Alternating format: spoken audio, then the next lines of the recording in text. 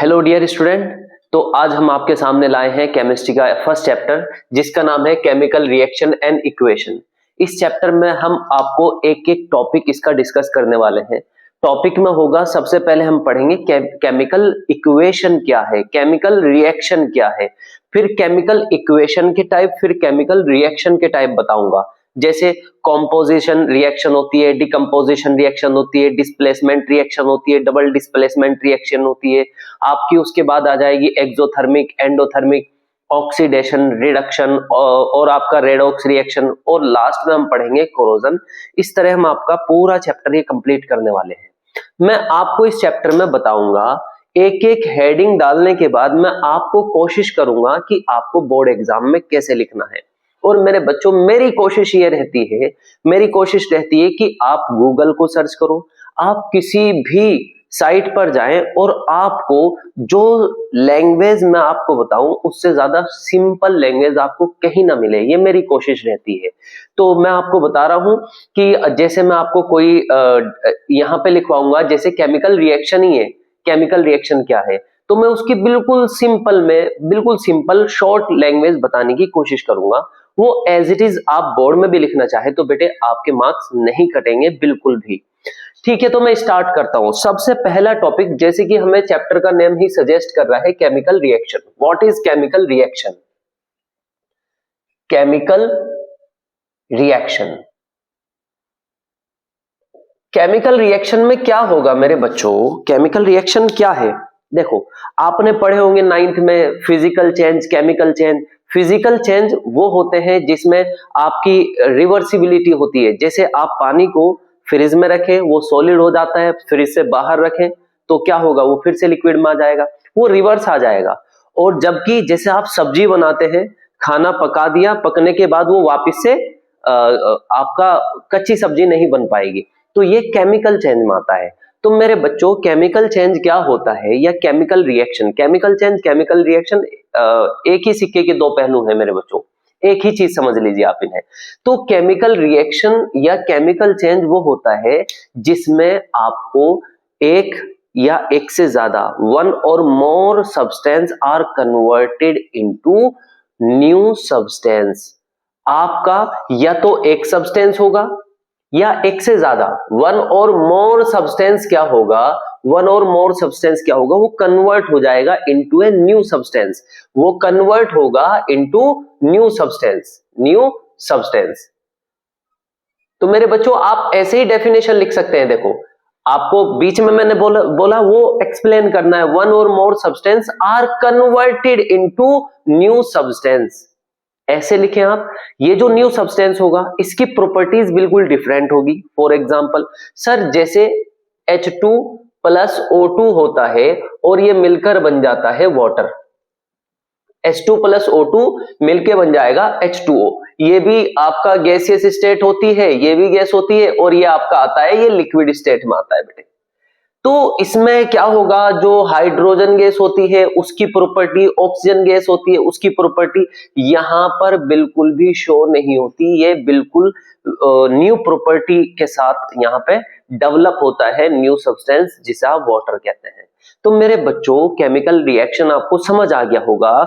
The reaction in which one or more substances are converted into new substances with new properties। ये important point है मेरे बच्चों,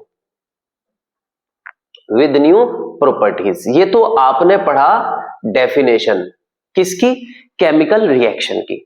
अब chemical reaction को आप कैसे आइडेंटिफाई कर सकते हैं बेटे? उसके लिए आप याद रख सकते हैं, केमिकल रिएक्शन में क्या होता है, कलर चेंज हो सकता है।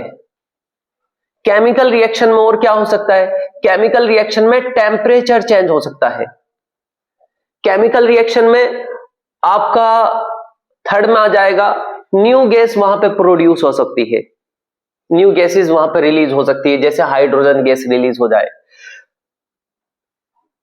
गैस इवोल्यूशन होगा। और क्या हो सकता है आपका, फोर्थ में हो सकता है वहां पे स्टेट चेंज हो जाए। जैसे यहाँ पे भी गैसियस स्टेट है, यहाँ पर भी गैसियस स्टेट है, तो यहाँ पर लिक्विड स्टेट आ गई, स्टेट में भी चेंज हो सकता है। तो ये कुछ आपके एग्जाम्पल है मेरे बच्चों। यहाँ पर एक एक एग्जाम्पल को मैं आपको आगे पढ़ाने वाला हूं, एक एक का विद केमिकल रिएक्शन। जैसे कलर का होता है, आयरन नेल होती है, कॉपर सल्फेट सॉल्यूशन में डिप करेंगे तो उसमें कलर क्या चेंज होता है वो पढ़ेंगे। टेम्परेचर में आप पढ़ेंगे एक्सोथर्मिक एंडोथर्मिक रिएक्शन की टेम्परेचर कैसे चेंज होता है।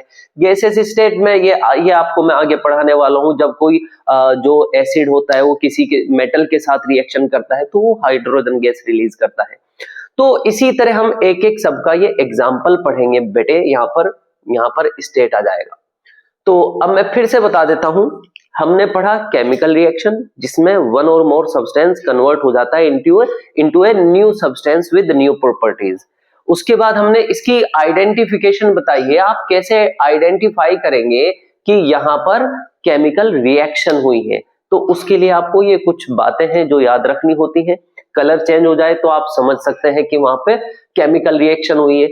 और बहुत बार ऑड्यूर भी चेंज हो सकती है वहां पे, ठीक है ना। तो यहाँ पे टेम्परेचर भी चेंज हो सकता है, आपका गैस इवोल्यूशन हो सकता है या स्टेट में चेंज हो रहा हो।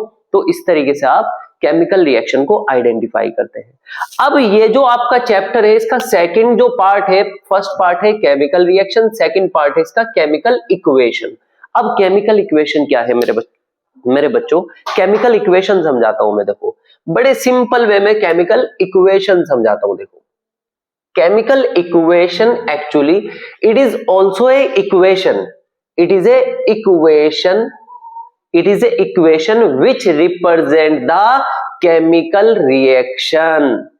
ये वो इक्वेशन होती है जो केमिकल रिएक्शन को रिप्रेजेंट करती है। Equation which represent the chemical reaction. तो मेरे बच्चों ये जो केमिकल इक्वेशन होती है ये एक्चुअल में केमिकल रिएक्शन को रिप्रेजेंट करती है। सर रिप्रेजेंट करने के लिए किसकी हेल्प लेती है, वो इंपॉर्टेंट है। यहां पर सिंबल्स की हेल्प लेगी एंड फॉर्मूला, केमिकल फॉर्मूला आपको यहां पे यूज करना होता है मेरे बच्चों। सिंबल्स एंड फॉर्मूले की हेल्प से ये क्या करेगी, किसी केमिकल रिएक्शन को शो करेगी, एक्सप्रेस करेगी या रिप्रेजेंट करेगी। कौन, केमिकल इक्वेशन। बड़ी सिंपल लैंग्वेज इसकी आ गई। अब हम आपको बताएंगे मेरे बच्चों टाइप्स, केमिकल इक्वेशन के टाइप्स क्या है, केमिकल इक्वेशन के टाइप्स क्या है। 3 टाइप ऑफ केमिकल इक्वेशन होंगी मेरे बच्चों। फर्स्ट में क्या होगा, यहां पर ले लीजिए आप फर्स्ट, सेकंड और थर्ड। फर्स्ट, सेकंड और थर्ड। फर्स्ट केमिकल इक्वेशन होगी आपकी वर्ड इक्वेशन, जिसमें आप केवल वर्ड्स यूज करेंगे, वर्ड इक्वेशन। सेकंड होगी आपकी skeletal equation, skeletal equation.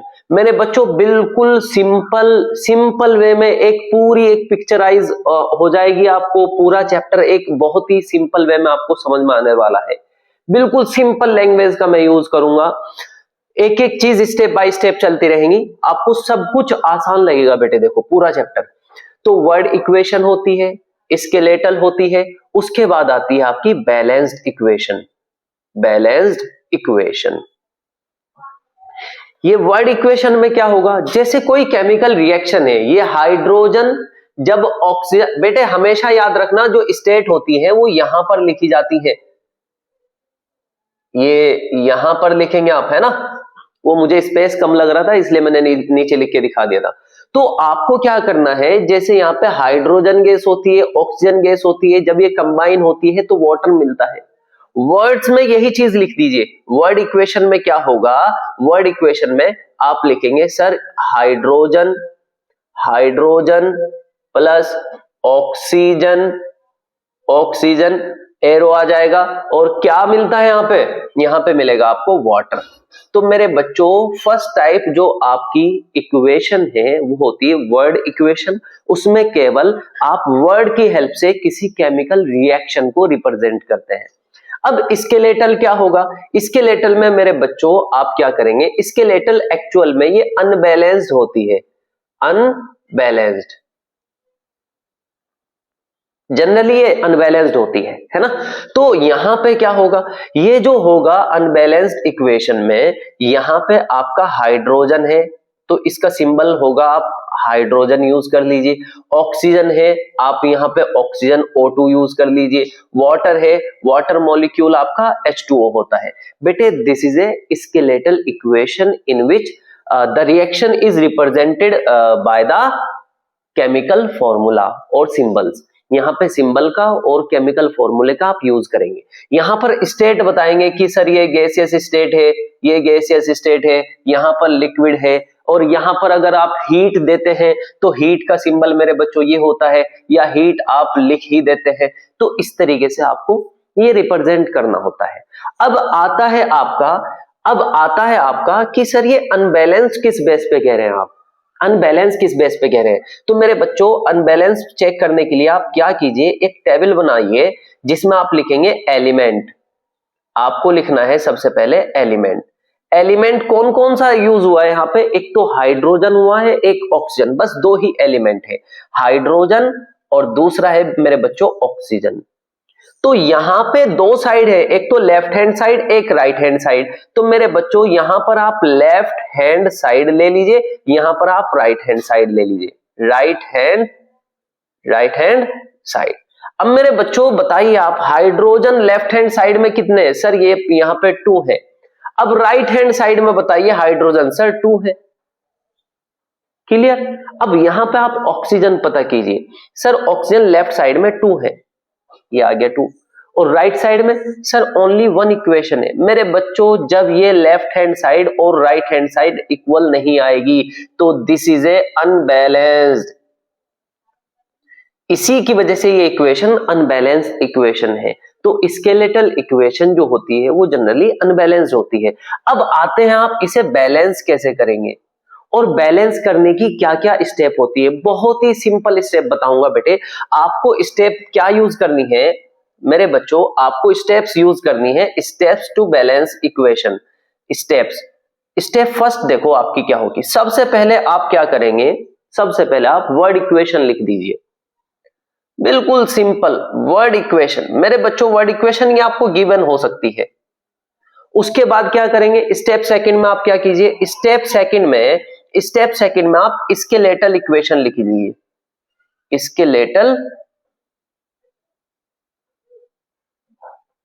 Skeletal equation लिख दीजिए मेरे बच्चों। स्केलेटल इक्वेशन सर इस तरीके से।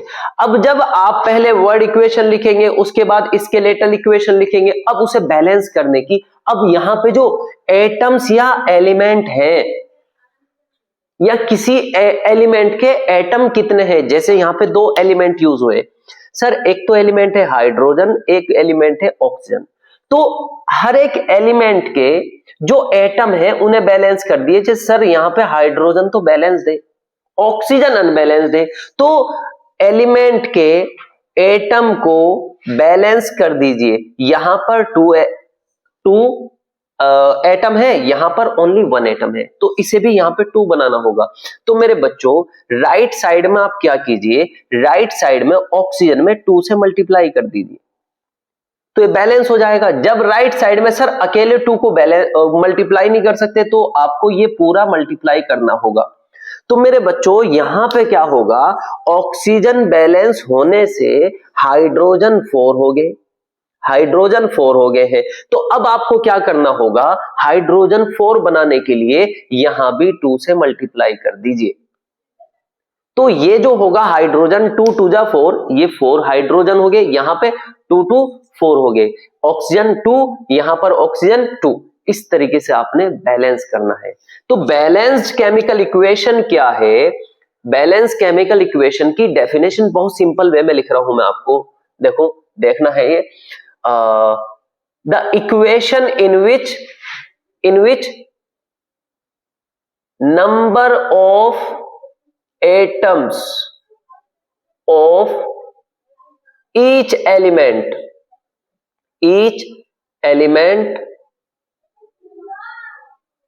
are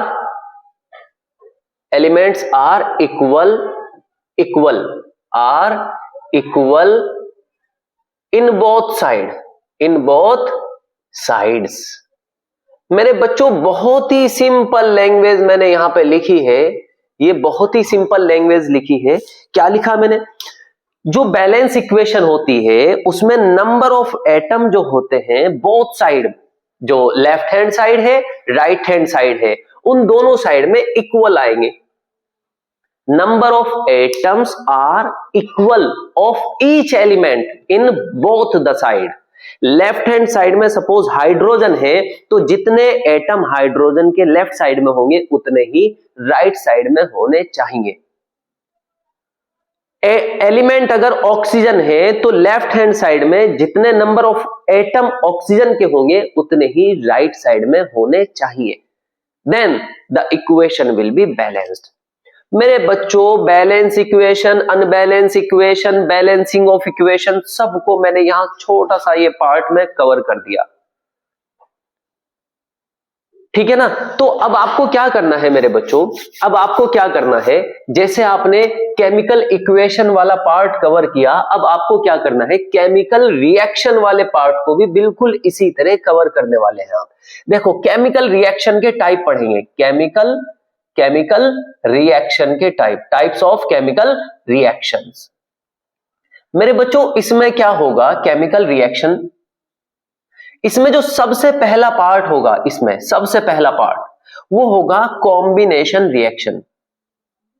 combination reaction, the reaction in which two or more substances are combined and form new substance, या ऊपर वाली लैंग्वेज लिख सकते हैं, one or more substances converted into only one new substance, ये आपका होगा। इसमें क्या होगा, ए होगा प्लस बी होगा, तो रिएक्टेंट मिलके एक सिंगल प्रोडक्ट प्रोड्यूस करते हैं मेरे बच्चों। तो कॉम्बिनेशन रिएक्शन का आप एग्जांपल ले लीजिए, यही एग्जांपल ले लीजिए सर, H2 प्लस O2, ये रिएक्शन करेंगे और एक सिंगल मॉलिक्यूल प्रोड्यूस करते हैं। यहाँ पे अगर बैलेंस इक्वेशन दिखाऊं तो ये 2H2O आ जाएगा, यहां पर लिक्विड होगा मेरे बच्चों।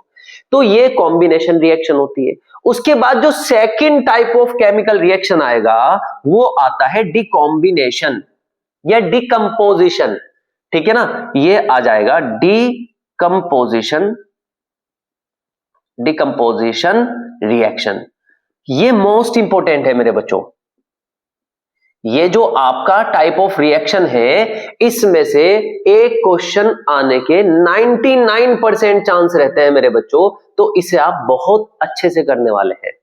समझिए, डिकम्पोजिशन रिएक्शन में क्या होगा, एक सिंगल आपके पास सब्सटेंस होगा और वो after chemical reaction it will split out into 2 और मोर सिंपल सब्सटेंसेस। एक सब्सटेंस होगा और 2 और मोर सब्सटेंस में स्प्लिट हो जाएगा या ब्रेक डाउन हो जाएगा या डिवाइड हो जाएगा। तो मेरे बच्चों ये जो डिकम्पोजिशन है, ये आपका 3 वे है, 3 मेथड्स हैं आपके पास डिकम्पोजिशन रिएक्शन के लिए। कैसे, देखो यहां पर इसके 3 पार्ट है आपके पास। फर्स्ट है मेरे बच्चों, जब आप किसी सब्सटेंस को हीट देते हैं, तो जब किसी सब्सटेंस को आप हीट देंगे तो वो डिकम्पोजिशन होगा thermal decomposition. The decomposition reaction in which heat is used, then the reaction will be decomposition reaction, decomposition reaction, ठीक है ना मेरे बच्चों। तो ये डिकम्पोजिशन रिएक्शन होगी। सेकंड क्या होगा, सर आप इलेक्ट्रिसिटी यूज कर सकते हैं, इलेक्ट्रिसिटी, तो तब ये डिकम्पोजिशन रिएक्शन क्या कहलाएगी, उस टाइम पे आप बोलेंगे इसे इलेक्ट्रोलाइसिस।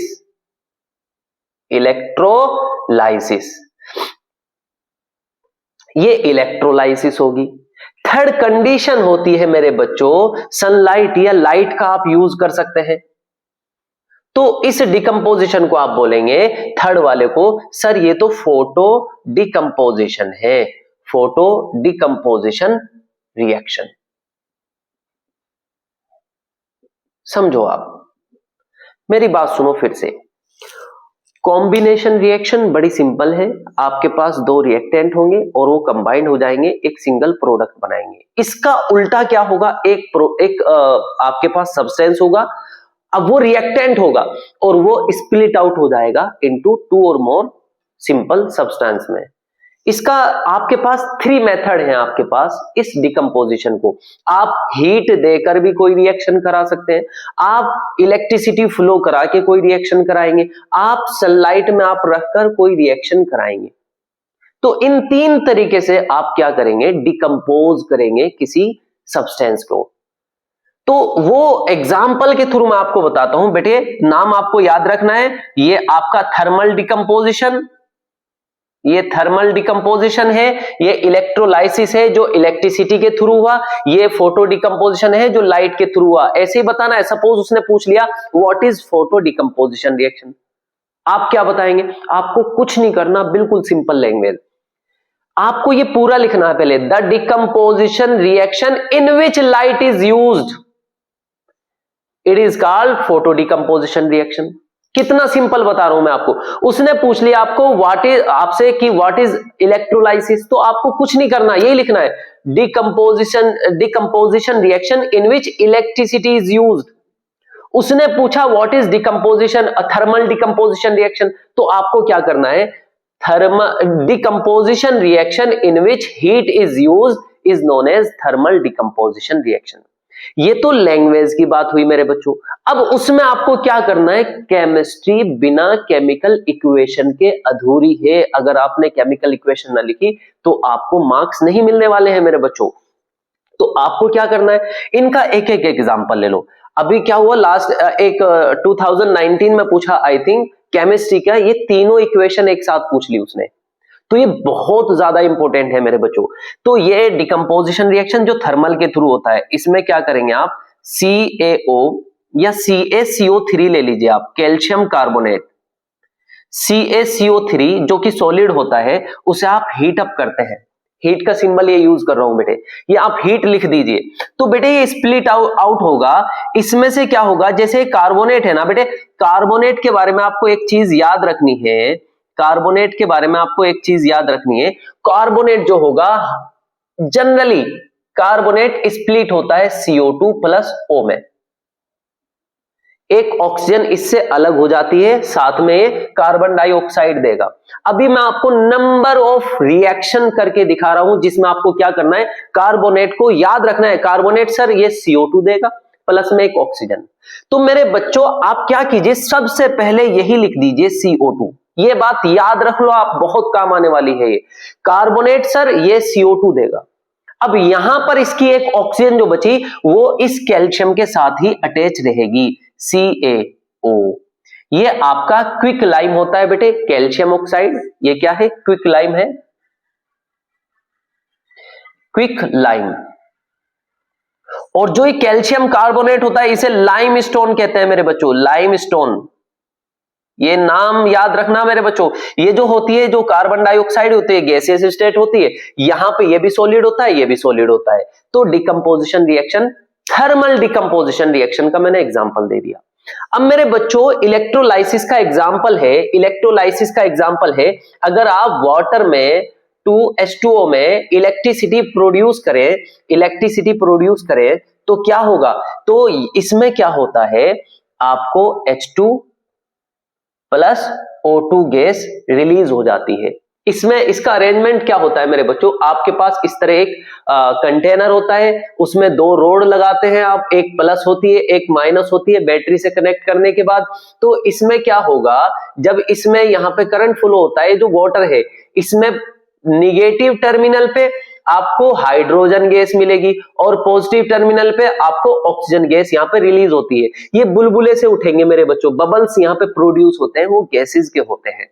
तो मेरे बच्चों जब वाटर में आप करंट फ्लो करते हैं तो एक पॉजिटिव टर्मिनल होता है, एक नेगेटिव टर्मिनल होता है। पॉजिटिव को एनोड कहते हैं और नेगेटिव को कैथोड कहते हैं। तो पॉजिटिव पे आपको ऑक्सीजन, आपकी नेगेटिव चार्ज होती है ना बेटे, ऑक्सीजन पे -2 होता है, तो माइनस वाला पॉजिटिव पे अट्रैक्ट हो जाता है। तो पॉजिटिव एनोड पे आपको ऑक्सीजन, एनोड पर ऑक्सीजन और कैथोड पर आपको हाइड्रोजन गैस मिल जाती है। तो ये आपका सेकंड मेथड हुआ। थर्ड होता है आपका सनलाइट वाला। सर इसका एग्जांपल बड़ा सिंपल है, आप AgCl देखिए, AgCl, ये इस पे जब लाइट लगती है AgCl पर, तो ये ब्रेक डाउन हो जाएगा। क्या होगा इसका, देखो बेटे 2Ag आपको यहां पर अलग प्लस Cl2 गैस अलग रिलीज हो जाएगी, और यहां पर इसका जो कलर होता है बेटे ग्रे कलर में कन्वर्ट हो जाएगा, यहां पे कलर चेंज होगा।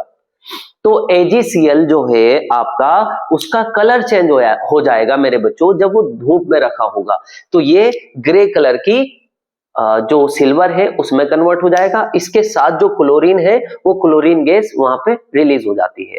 तो इस तरीके से मैंने आपको दो टाइप की इक्वेशन कंप्लीट करा दी है मेरे बच्चों। मैंने कंप्लीट कराई है कॉम्बिनेशन रिएक्शन, मैंने कंप्लीट कराई है डिकम्पोजिशन रिएक्शन। तो डिकम्पोजिशन के मैंने 3 टाइप बताए, एक तो हीट के थ्रू होगा, एक इलेक्ट्रिसिटी के थ्रू होगा, एक लाइट के थ्रू होगा। हीट के थ्रू सर कैल्शियम कार्बोनेट को गर्म किया, ये स्प्लिट आउट हो जाएगा CO2 और कैल्शियम ऑक्साइड में। इलेक्ट्रिसिटी सर वाटर का बड़ा सिंपल एग्जांपल आपने बताया, वाटर में करंट फ्लो होगा मेरे बच्चों, इलेक्ट्रिसिटी है बेटे, करंट फ्लो होगा तो यहाँ पे 2H2 प्लस O2 मिलेगा, कैथोड पे H2 क्यों मिलेगा, क्योंकि आपका ऑक्सीजन तो माइनस होता है प्लस पे जाएगा, ये प्लस होता है तो ये माइनस पे जाएगा मेरे बच्चों। तो प्लस माइनस, ये इलेक्ट्रोड की बात कर रहा हूं। उसके बाद फोटो डिकम्पोजिशन, सर लाइट से सिल्वर क्लोराइड या सिल्वर ब्रोमाइड जो होता है जब सनलाइट में रखे जाते हैं तो ये जो होता है सिल्वर अलग निकल जाएगा, क्लोरीन की जगह आप ब्रोमीन ले सकते हैं, ये आती है, तो ये क्लोरीन गैस अलग से रिलीज हो जाएगी। तो इस तरीके से आपने डिकम्पोजिशन रिएक्शन पढ़ा। उसके बाद मैं आपको थर्ड कराने वाला हूं डिस्प्लेसमेंट रिएक्शन। तो मेरे बच्चों अब इसके बाद हम डिस्कस करने वाले हैं डिस्प्लेसमेंट रिएक्शन। जो ये फर्स्ट हो गया कॉम्बिनेशन रिएक्शन, सेकंड हो गया डिकम्पोजिशन रिएक्शन और इसके भी टाइप हो गए, और थर्ड होगा हमारा displacement reaction.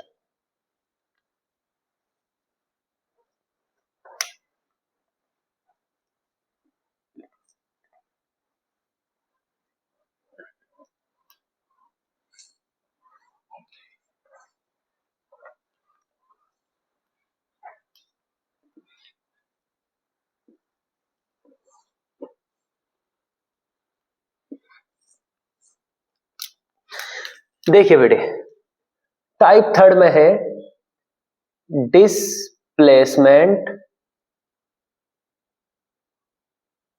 Reaction. Displacement reaction, इस रिएक्शन में क्या होगा बेटे, इस रिएक्शन में आपके पास एक तो बहुत ही हाई रिएक्टिव एलिमेंट होगा और दूसरा लेस रिएक्टिव होगा। तो जो हाई रिएक्टिव एलिमेंट होगा वो लेस रिएक्टिव को उसके कंपाउंड से, उसके सॉल्यूशन से डिस्प्लेस कर देगा, ठीक है ना। फॉर एग्जांपल पहले इसकी डेफिनेशन क्या लिखेंगे, high reactive element displaces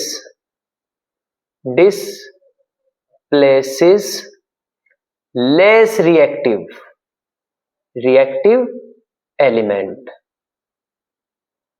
element from its solution और compound.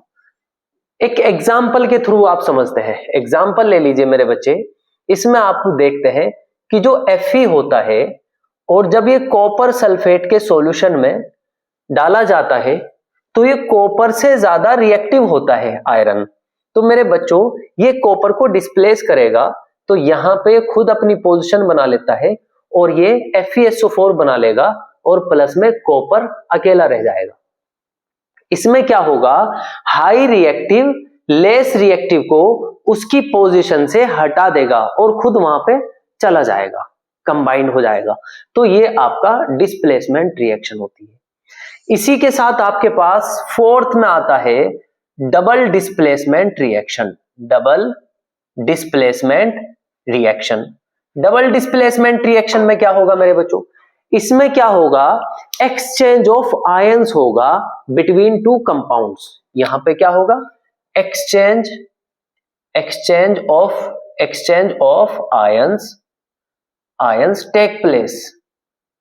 Take place between two compounds,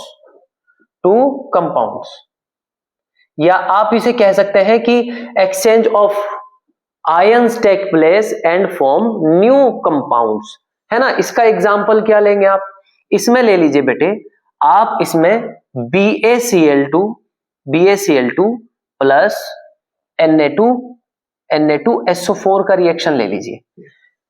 जब BaCl2 और यहां पे सोडियम सल्फेट, इन दोनों का एक्वस सॉल्यूशन लेंगे आप, तो यहां पे जो Na होता है वो हाईली रिएक्टिव होता है और जो बेरियम होता है वो लेस रिएक्टिव होता है। तो Na क्या करेगा, इसे यहां से डिस्प्लेस कर देगा और यहां पे ये जो Ba है ये इसकी पोजीशन में आ जाएगा। तो मेरे बच्चों यहां पे डबल डिस्प्लेस होगा, ये यहां पे आ जाएगा, ये यहां पे आ जाएगा, दोनों का डिस्प्लेसमेंट हुआ, इसीलिए इस रिएक्शन को आप कहते हैं डबल डिस्प्लेसमेंट रिएक्शन। तो क्या आ जाएगा आपके पास, BaSO4 बेरियम सल्फेट प्लस ये NaCl, ये बनाएगा आपका 2NaCl। तो इस तरीके से आपके पास डबल डिस्प्लेसमेंट होती है। इसी के साथ आपके पास एक रिएक्शन होती है प्रिसिपिटेट रिएक्शन।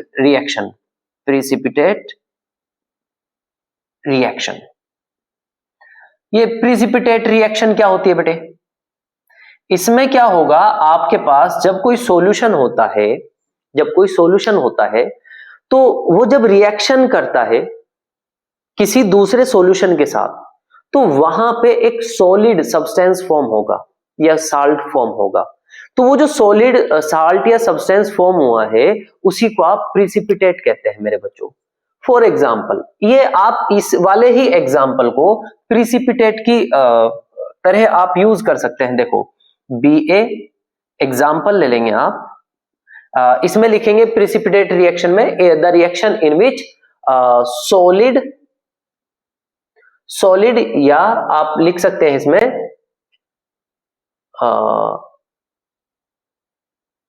सब्सटेंस और फॉर्म या compound are form, compound is formed. ठीक है बेटे, तो इसमें आ जाएगा BaCl2 एग्जाम्पल में ले लीजिए आप, ये BaCl2 ये एक्वस सॉल्यूशन है। एक्वस सॉल्यूशन को AQ कहते हैं। एक्वस का मतलब आपने बेरियम क्लोराइड को पानी में मिक्स किया है, जो वाटर में मिक्स होता है, जो सॉल्यूशन वाटर में बनता है उसे आप एक्वस सॉल्यूशन कहते हैं।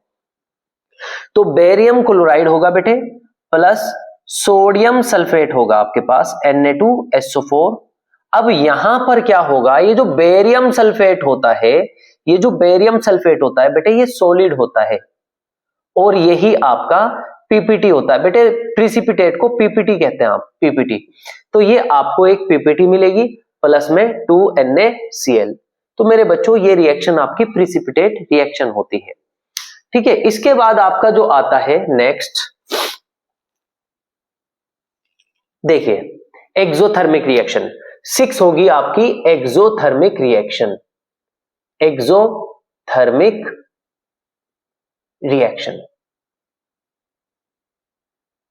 अब ये एक्सोथर्मिक रिएक्शन क्या है, एक्सोथर्मिक रिएक्शन जिसमें हीट प्रोड्यूस होती है उस रिएक्शन को आप कहते हैं एक्सोथर्मिक। फॉर एग्जांपल, आप किसी एसिड को, जैसे कि आपके पास H2SO4 है, बेटे ये एग्जांपल गौर से सुनेंगे आप, ये आपको काफी जगह काम आने वाला है। एक एक्सपेरिमेंट होता है, आपके पास कंसंट्रेट H2SO4 है, H2SO4 सल्फ्यूरिक एसिड। अगर आप उसे किसी वाटर में एज इट इज पोर कर देते हैं, उलट देते हैं, तो मेरे बच्चों वहां पर एकदम विस्फोट हो जाएगा, एक्सप्लोजन हो जाएगा। तो इसीलिए क्या करते हैं आप, कभी भी वाटर में कंसंट्रेट एसिड को नहीं डालते हैं। आप हमेशा क्या करते हैं, वाटर में आप बड़ा एक फ्लास्क होगा आपके पास, उसमें लार्ज अमाउंट में वाटर होगा और उस वाटर में आप एज ए ड्रॉप आप उसमें एसिड को डालते हैं। तो ड्रॉप फॉर्म में जब एसिड आता है तो आप 5-10 मिनट के बाद देखेंगे मेरे बच्चों, वो जो आपका पानी है ये 5 लीटर या 10 लीटर है, ये पूरा पानी आपका गर्म हो जाता है। तो जब वाटर में किसी एसिड को मिक्स किया जाता है मेरे बच्चों, तो पूरी की पूरी वहां पे वो गर्म इसलिए हुआ क्योंकि ये पानी के साथ रिएक्शन करके एसिड ये हीट प्रोड्यूस करता है। This type of reaction is known as exothermic reaction. तो the reaction in which heat is produced, इतना लिखेंगे, the reaction in which heat is produced along with the product, ये लिख सकते हैं आप। एग्जाम्पल में एक और एग्जाम्पल, ये घर में जो पुट्टी होती है, कली होती है, जब उस कली को आप पानी में डालते हैं तो मेरे बच्चों वो गर्म हो जाता है।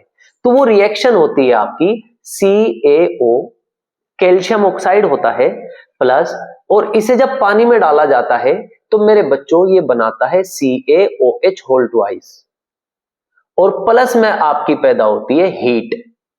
ये जो रिएक्शन है जिसमें हीट प्लस में रहेगी, यानी कि हीट पैदा होगी, वहां पर हीट प्रोड्यूस होगी, this type of reaction is known as exothermic reaction. जिसमें हीट एग्जिट होता है, बाहर निकलना, जिसमें बाहर निकल जाती है हीट, उस रिएक्शन को आप एक्सोथर्मिक रिएक्शन कहते हैं।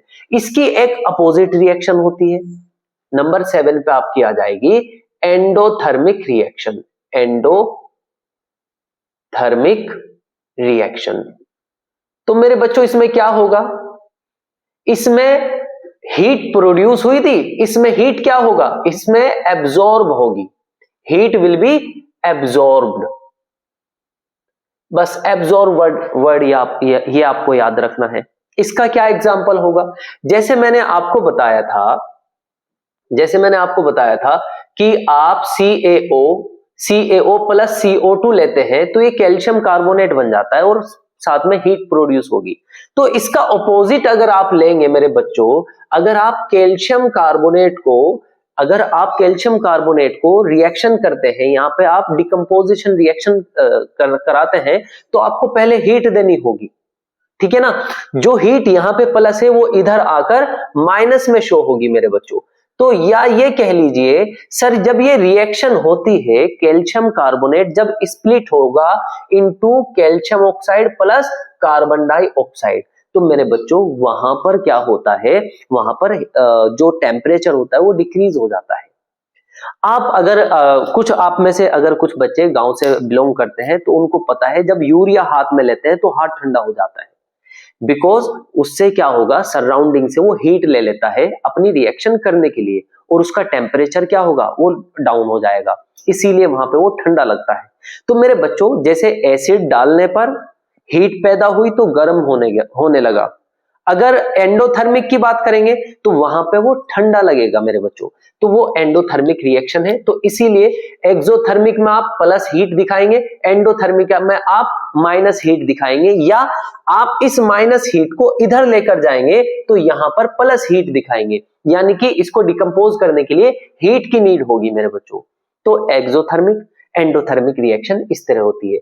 अब आपके पास आता है मेरे बच्चों ऑक्सीडेशन रिएक्शन। ये चैप्टर बिल्कुल खत्म होने वाला है बेटे। ऑक्सीडेशन रिएक्शन सबसे आसान। ऑक्सीडेशन बना है ऑक्सीजन से। अगर आपका कोई कंपाउंड है, उसका नाम A है, अगर A के साथ ऑक्सीजन ऐड हो जाए, अगर किसी एलिमेंट से किसी भी चीज से अगर ऑक्सीजन ऐड होती है मेरे बच्चों, तो आप कहेंगे कि इसका तो ऑक्सीडेशन हुआ। या दूसरी चीज हो सकती है, अगर हाइड्रोजन आपका वहां से रिमूव हो जाए, तो एडिशन ऑफ ऑक्सीजन और removal of hydrogen is known as oxidation.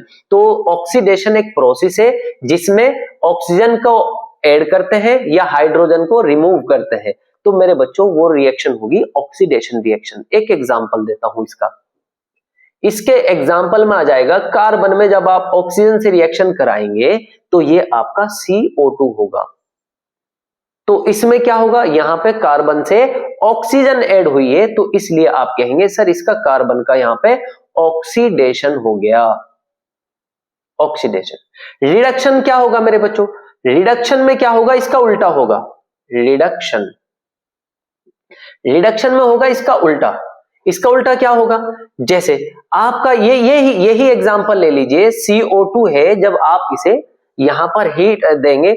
अच्छा, ऑक्सीडेशन में याद रखेंगे ये जनरली एक्सोथर्मिक रिएक्शन होगी, इसमें हीट प्रोड्यूस होगी, और जो रिडक्शन होगा वो जनरली एंडोथर्मिक होगी।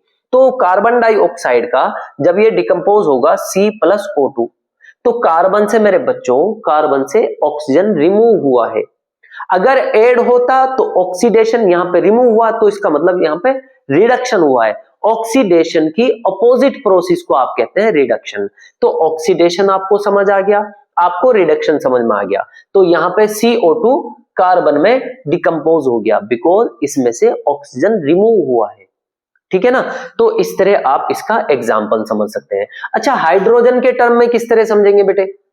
हाइड्रोजन के टर्म में भी समझ लीजिए। अगर आप H2+O2 देखते हैं तो ये क्या बनता है? H2O। इसे बैलेंस करेंगे तो यहां पे 2 आ जाता है। अगर आपको ऑक्सीडेशन दिखाना है तो मेरे बच्चों, हाइड्रोजन में ऑक्सीजन ऐड हो गया तो ये हो गया ऑक्सीडेशन। ये हाइड्रोजन के टर्म में आ जाएगा। ठीक है ना? या आप कह सकते हैं इसका ऑक्सीडेशन तो हाइड्रोजन का हुआ है। यहां पे आप इसे दिखाओ, इसमें भी यही एग्जांपल ले लीजिए। इसमें क्या होगा? रिडक्शन। तो 2H2 प्लस ये आ जाएगा 2H2O। क्या दिखाना है आपको? रिडक्शन। तो रिडक्शन किसका होगा? जब हाइड्रोजन ऐड होगा। ऑक्सीडेशन के लिए आपको ऑक्सीजन ऐड करना होता है, रिडक्शन के लिए आपको हाइड्रोजन ऐड करना होगा। तो हाइड्रोजन किस में ऐड हुआ है मेरे बच्चों? ऑक्सीजन में हाइड्रोजन ऐड हुआ है। तो आप बोलेंगे सर इसका ऑक्सीजन का यहां पे रिडक्शन हुआ है। अब अगर मैं आपसे बोलूं कि इसका तो रेड उठा लो, RED, और इसका ऑक्स उठा लो, तो क्या बन जाएगा? ये रिडक्शन प्लस ऑक्सीडेशन, ये आपका कंबाइंड होगा, रेड प्लस ऑक्स बनेगा मेरे बच्चों। नंबर 10 आएगा redox reaction. Redox reaction, the reaction in which oxidation and reduction both take place simultaneously. Simultaneously means एक साथ। जिस रिएक्शन में ऑक्सीडेशन और रिडक्शन दोनों एक साथ हो रहे हो, उस रिएक्शन को आप बोलेंगे कि ये तो रेडॉक्स रिएक्शन है। बिकॉज बेटे रेडॉक्स जो वर्ड है, ये वर्ड ही रिडक्शन प्लस ऑक्सीडेशन से मिलके बना है।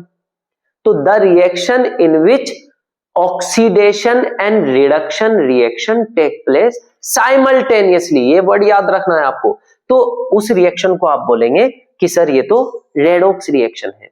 तो रेडॉक्स रिएक्शन को कैसे आप एक्सप्लेन करेंगे मेरे बच्चों? देखो, कोई भी एग्जांपल ले लीजिए, आप यही एग्जांपल ले लीजिए, चलो यही ले लो कार्बन का, C+ या H2O का ले लो, तो यह आ जाएगा 2H2 प्लस O2, ये बन जाएगा आपका 2H2O। अब इसमें ऑक्सीडेशन भी दिखा सकते हैं आप, इसमें आप रिडक्शन भी दिखा सकते हैं। ये मैंने दिखाया, देखो ऑक्सीडेशन ये रहा, और इसी से आपका रिडक्शन ये रहा।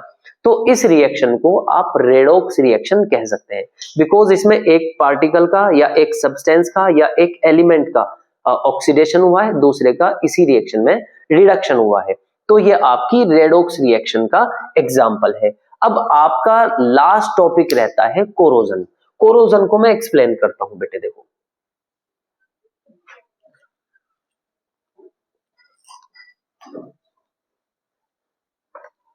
तो इसमें मेरे बच्चों, अच्छा एक चीज और, ये जो आपका ऑक्सीडेशन होता है, ऑक्सीडेशन किसने किया? देखो एक इंपॉर्टेंट पॉइंट देखो, यहां पर कार्बन का ऑक्सीडेशन हुआ, किसने किया? सर जो साथ में होगा उसी ने किया होगा, ऑक्सीजन ने किया। तो मेरे बच्चों याद रखेंगे ऑक्सीडेशन करवाने वाले को ऑक्सीडाइजिंग एजेंट बोलेंगे आप। क्या बोलेंगे? Oxidising agent. लो मैं यहीं पे लिख देता हूं, ऑक्सीडाइजिंग एजेंट। तो ऑक्सीडाइजिंग एजेंट क्या होता है, वो दूसरे का ऑक्सीडेशन करता है, इसका मतलब वो खुद रिड्यूस हो जाएगा मेरे बच्चों। तो ये क्या करता है, ये ऑक्सीडाइजेज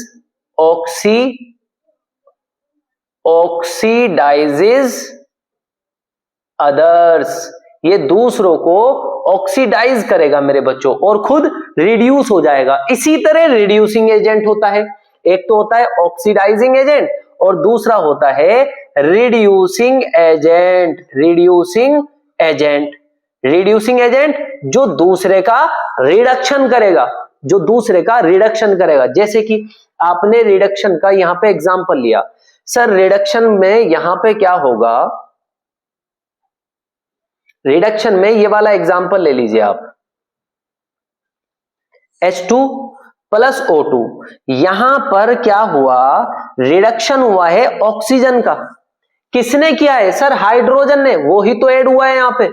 तो जो हाइड्रोजन है वो रिड्यूसिंग एजेंट है इस इक्वेशन में, because it reduces the other. Reducing agent reduces the others, oxidising agent oxidises others. तो ये पॉइंट याद रखेंगे मेरे बच्चों। अब मैं स्टार्ट करता हूं आपका कोरोजन।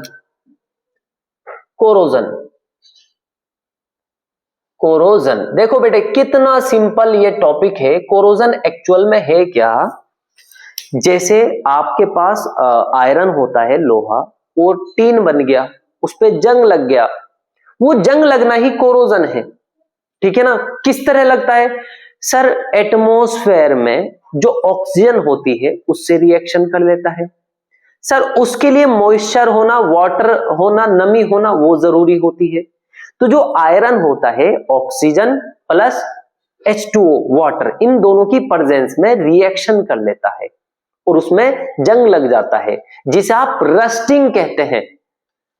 लोहे के कोरोजन को आप रस्टिंग कहते हैं। ये एक और एग्जांपल देता हूं बेटे। जैसे आपके घर में लकड़ी होती है, लकड़ी में दीमक लग जाती है। कुछ को अगर दीमक नहीं पता तो समझो लकड़ी में कीड़ा लग जाना। वो कीड़ा क्या करता है, लकड़ी को खा लेता है, खोखला कर देता है, लकड़ी को खराब कर देता है। इसी तरह मेटल के सड़ने को मेटल में जो दीमक की तरह, जैसे लकड़ी में दीमक लगती है, इसी तरह मेटल में जो सड़ने वाली जो प्रोसेस है उसे आप कहते हैं कोरोजन। और आयरन के कोरोजन को आप कहते हैं रस्टिंग ऑफ आयरन। याद रखेंगे तो मेरे बच्चों, corrosion it is a slowly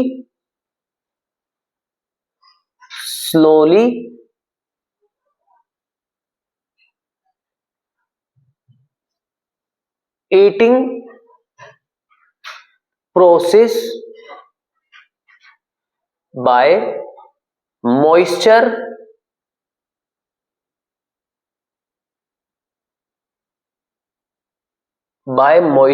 and atmospheric gases। Like atmosphere में जो गैसेस होती है मेरे बच्चों, ऑक्सीजन, आपकी हाइड्रोजन सल्फाइड, आपका कार्बन डाइऑक्साइड, बस ये 3 एग्जाम्पल याद रख लीजिए आप मेरे बच्चों। जो आपका मेटल होता है, मेटल जो होता है वो एटमॉस्फेयर में जो नमी होती है, जिसे आप मॉइस्चर कहते हैं या वाटर कह लीजिए, वाटर और इन गैसेस में से किसी एक गैस हो या 2 हो या तीनों हो, तो इन गैसेस के और मॉइस्चर के इफेक्ट से जो आपकी मेटल होती है वो स्लोली ईटिंग अप होता है, उसका वो स्लोली खाई जाती है, वो स्लोली वो सड़ती है। तो ये जो प्रोसेस है, this process is known as corrosion.